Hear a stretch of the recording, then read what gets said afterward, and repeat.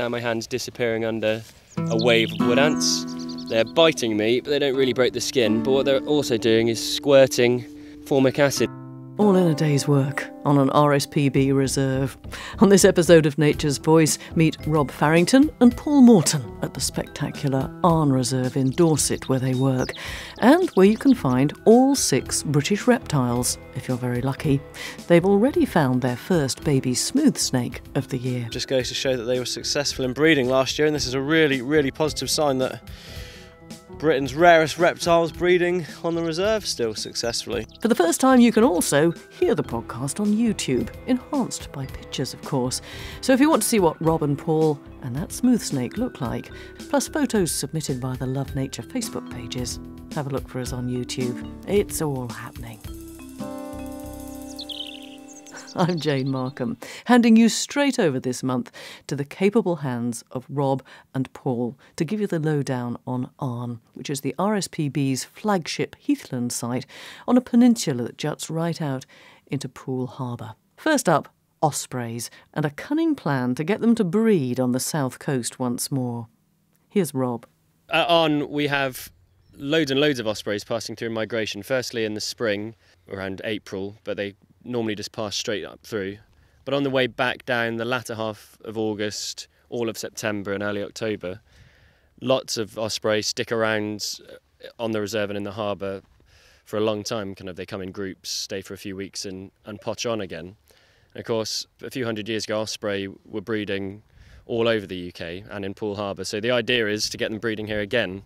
But it's very hard with osprey because they're very colonial, which means they'll only nest where other ospreys are nesting, and normally they'll just go straight back to where they were born themselves. So what we're trying to do at Arne and in the surrounding area, we've built about 7 fake osprey nests, and they're huge. They're one of the biggest nests in the bird kingdom. They're about 6 foot wide, and tried to make them look like they've been lived in. So we've got polystyrene osprey in some, with some flicked white paint, look like they've been having a nice time eating fishes. It's a 5-year project. We set it up last year, and it was actually quite promising last year. We had some juveniles came through in the autumn, and they were actually begging for food over the nests and calling, which is quite rare for ospreys to do. So we definitely fooled the youngsters. But the problem is those youngsters won't be back for about 2 to 3 years because they stay down in the Gambia in Africa. But hopefully within 5 or so years we'll have osprey breeding down here. Hopefully, it's the idea. This is a juvenile smooth snake that we've just found on the 24th of March, which is quite early for smooth snakes. You don't really expect them to come out to April, but this I'd almost definitely say is one of last year's young. I know this is on a microphone, but on the underside it's bright orange, which I think, well, normally depicts it's a male, but at this young age I should imagine it's a bit difficult to tell. But yeah, so just a perfect miniature of one of the adults. So smooth snakes called smooth snakes because obviously they're smooth to the touch, but the reason they're smooth to the touch is because they're missing something called a keel on each individual scale, which adders and grass snakes have. But yeah, this is really good. We didn't find any young last year at all, but to find a juvenile so early on in the season just goes to show that they were successful in breeding last year, and this is a really, really positive sign that Britain's rarest reptiles breeding on the reserve still successfully. So why come to Arne, Rob? I mean, not to mention the variety of species that we've got here. So I mean, we've obviously got the birds, our Dartford warblers, nightjar, hobby, woodlark, plus a whole host of other species of bird. Yeah, we've got all 6 of the British reptiles. Can you name them all, Paul? Smooth snake, grass snake, adder, common lizard, sand lizard, slowworm. Nice. We've got over 200-300 species of spider on the reserve as well. Most of the dragonfly and damselfly species in Britain. That's just the animals. We've got the plants as well, so we've got marsh gentian, the carnivorous sundew, and all of this actually you can see by coming on one of our Wednesday walks. Nice. Well, hopefully, I can't ever guarantee anything. But the best thing about it, Paul, is you can come at any time of the year, and it's always different, but there's always something to see. It doesn't fall asleep halfway through the year. In the winter, we've got the largest avocet flock in the harbour. All the Brent geese, hen harriers, marsh harriers. Spoonbills come in. Merlin. Merlin, divers, grebes, all sorts in the winter, and then obviously going into spring, you've got your spring migration birds, your wheatears, all visit the reserve, chiff-chaff, willow warbler. I just heard a meadow pipit then going over. Yeah, just masses and masses of stuff any time of the year, really.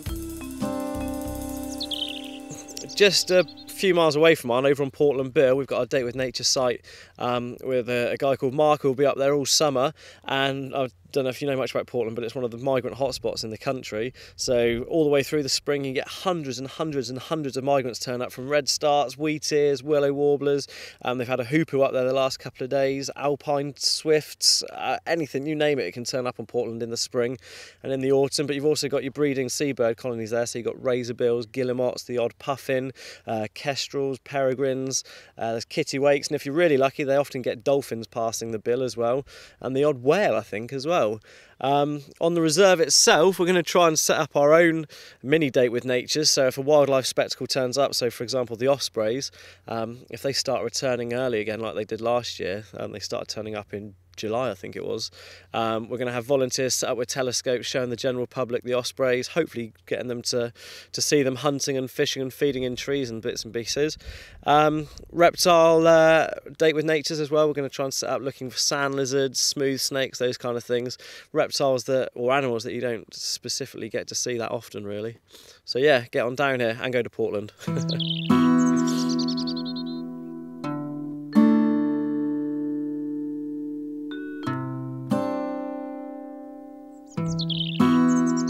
We come across one of the many wood ants nests on the reserve, so quite big ants, a favourite food of green woodpeckers. And jays. And jays, yeah. But what they generally do is they kind of clean up the heath really. If they come across anything, worms, beetles, caterpillars, a carcass of a dead animal, they can strip it in weeks. But they've got a really interesting method of defence, wood ants. If I put my hand on it, and they go crazy, now my hand's disappearing under a wave of wood ants. They're biting me, but they don't really break the skin. But what they're also doing is squirting formic acid. And once you shake them off, always shake the ants off first, otherwise you get a face full of acid. And if I smell my hands, if we had something you could smell too, it's very, very, very vinegary. So if you ever forget your vinegar for your fish and chips, find a wood ant's nest and ram your chips on there, and it'll be a nice taste. And woodpeckers use wood ant's nests to clean all the mites off their wings, so they quite often just sit on the top of them and beat them. So it's quite hypnotic looking at all these, because there must be, how many would you say here? Yeah, too many.